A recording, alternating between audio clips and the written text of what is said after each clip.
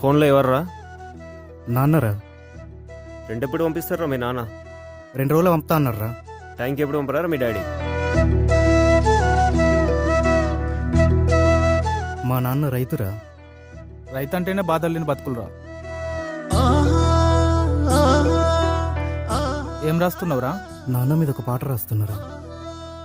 అదొకటే తక్కువ మనకి.